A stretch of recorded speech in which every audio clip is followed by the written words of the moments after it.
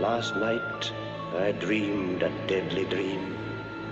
Beyond the Isle of Skye I saw a dead man win a fight, and I think that man was I.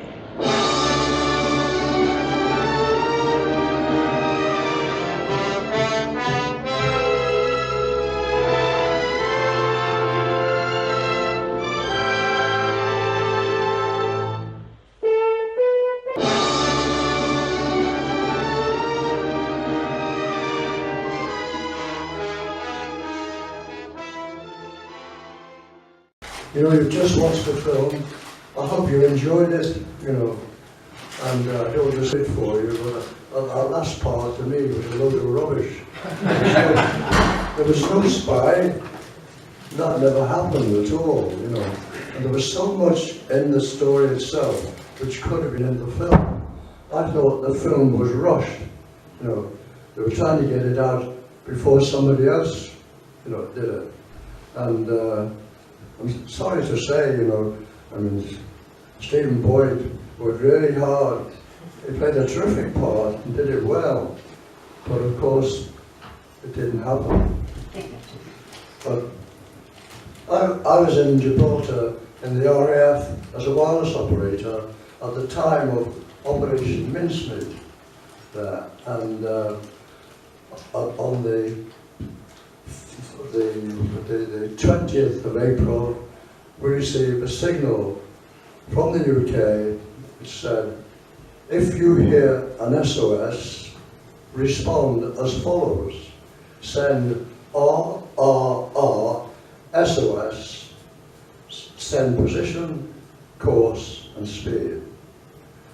And of course we didn't know what it was all about, because we had no idea Operation Mincemeat had actually started at that time. And we bandied about amongst ourselves, and we decided, no, this is a new instruction for us on how to deal with any future SOS we hear.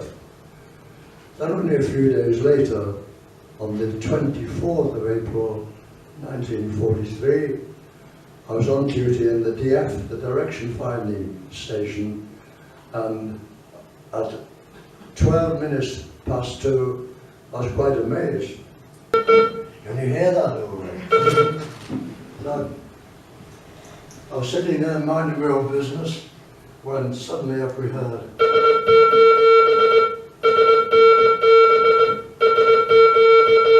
It's like shooting.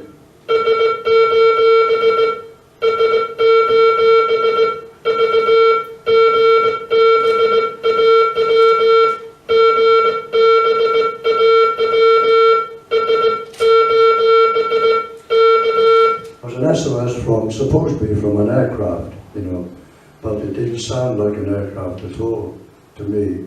It was a lower note than an aircraft usually was a higher frequency when you heard it. And I thought, I wonder what this is all about. But I remembered that it was only a couple of days before we were told how to reply. I went back.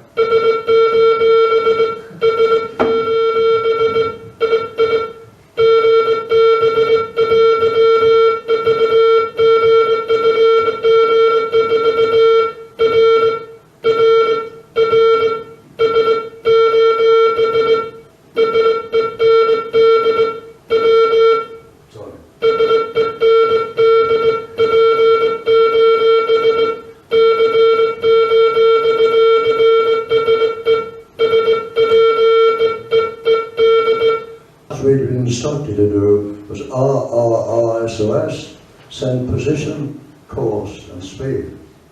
And I had to wait a while, and I thought, this fellow's taking an awful long time considering it's an SOS.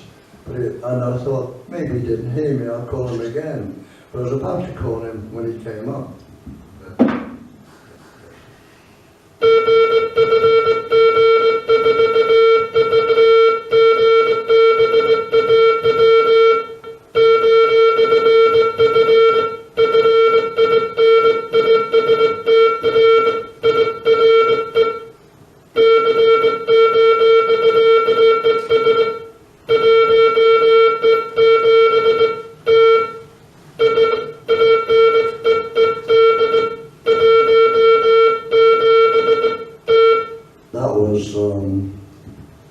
from the supposed to be aircraft. He said, off Finisterre, course 172, speed 170. Okay.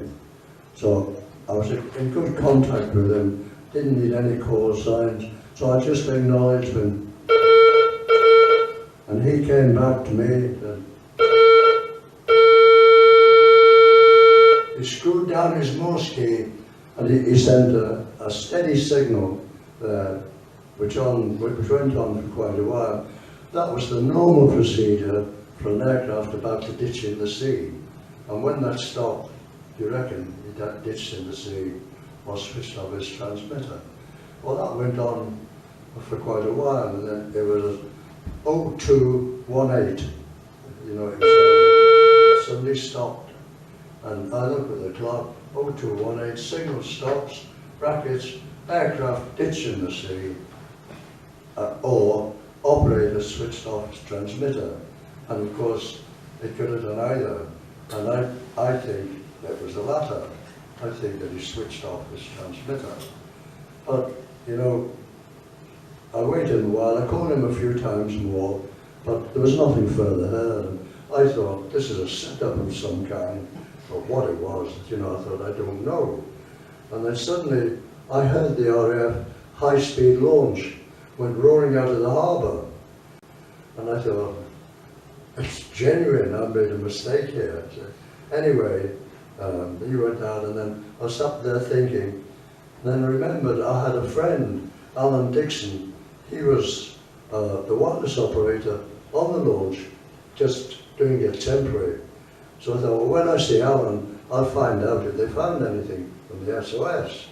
So it was a couple of weeks later, before we met up with a group of us. If we were all off at the same time in Gibraltar, you know, the same day, just for a few hours, we used to meet in Gibraltar, go to a small restaurant, and I can still hear the proprietor saying, 4 steak, egg and chips, and we sat there chatting, and later on, it was a good film on the camp cinema, the naval cinema, we went and watched it. But I was down to get talking to Alan, and I said to Alan, did you find anything from the SOS on the 24th of April? I said, you went roaring out the harbour at 2:30. He said, what SOS? I said, no. I said, remember? He said, oh yes, we went roaring out the harbour. We received instructions, you know, to do a night exercise along the Spanish coast. So, he said, no mention of an SOS at all. So I realised then, at that time, that the chap who was sending us the SOS had been told what to do. We were told what to do. The launch was told what to do. So really, you know, thinking about it now, I've thought about it for a long time, you know, and I had no idea, because that was the only thing we heard. I never heard another thing after that, you know, and it went on for quite a while. And you know, it was over 10 years later that I saw the film advertised in Belfast here, and went to see it there. Then I realised, of course, there was nothing in about it, nothing at all, and you see that today.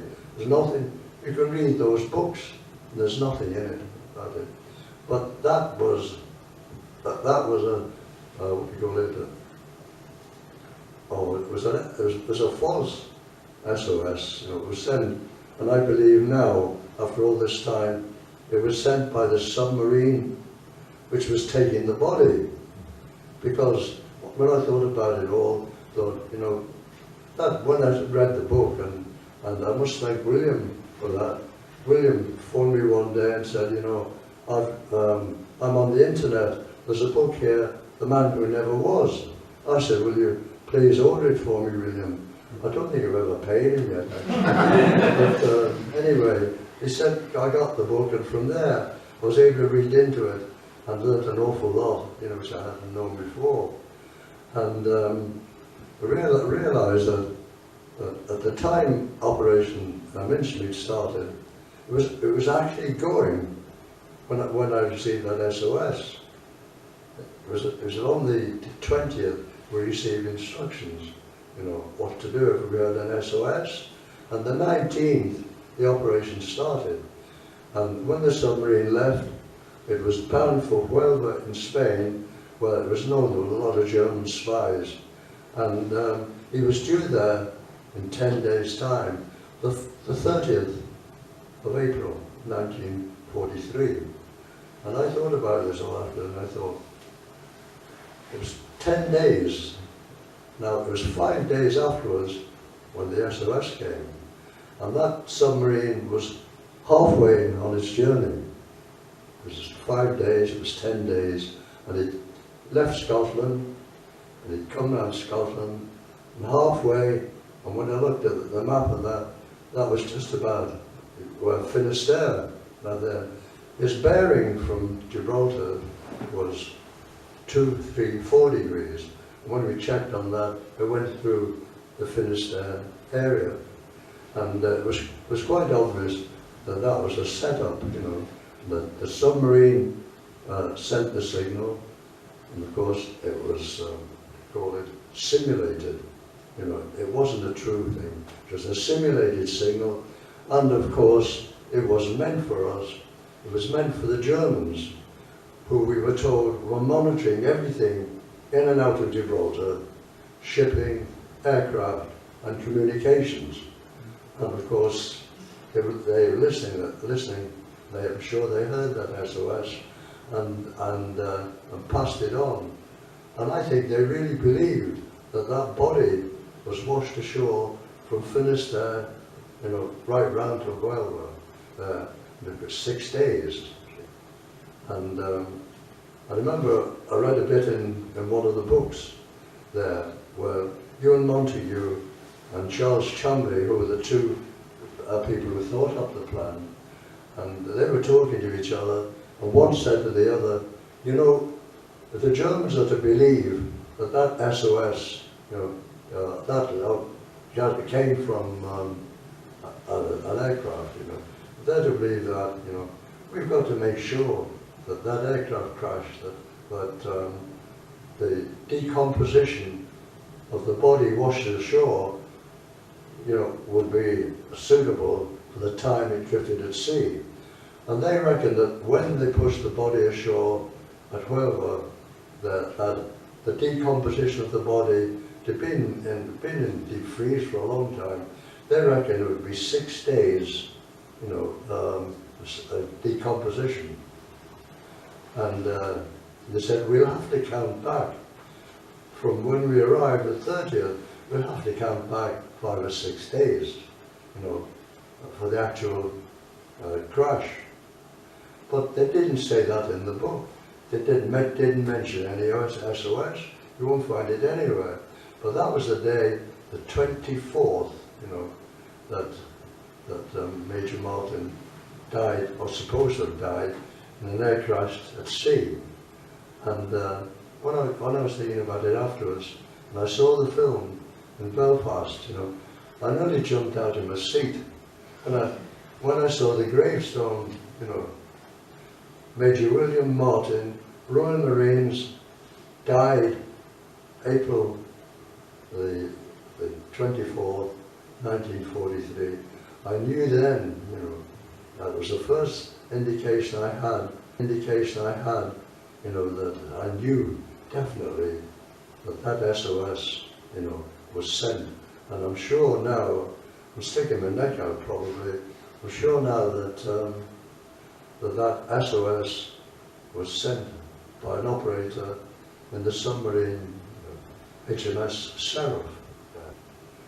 And another thing, while I've been looking at it all recently, I thought, where did they get the call sign for the aircraft? No. It was GBAW, Golf Bravo Alpha Whiskey. I was checking them just a few weeks ago and they said, you know, now look at that. The G was for George, and George was actually Flight Lieutenant Charles Chumley.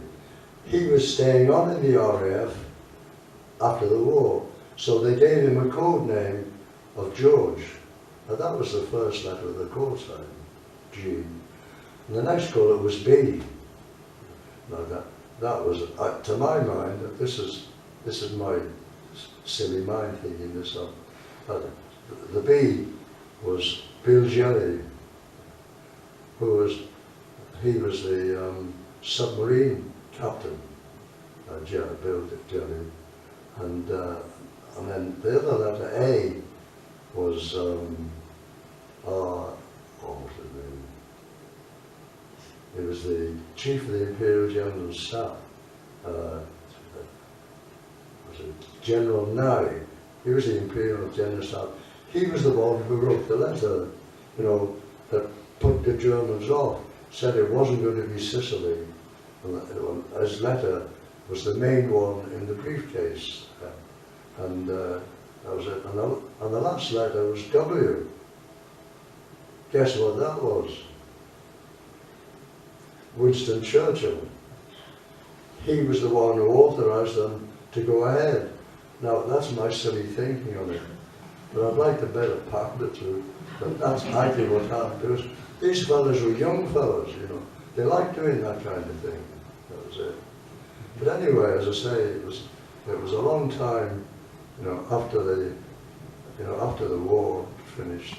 You know, we left in September. There was a group of us left in September, and we went across to North Africa, and then we finished up in Italy.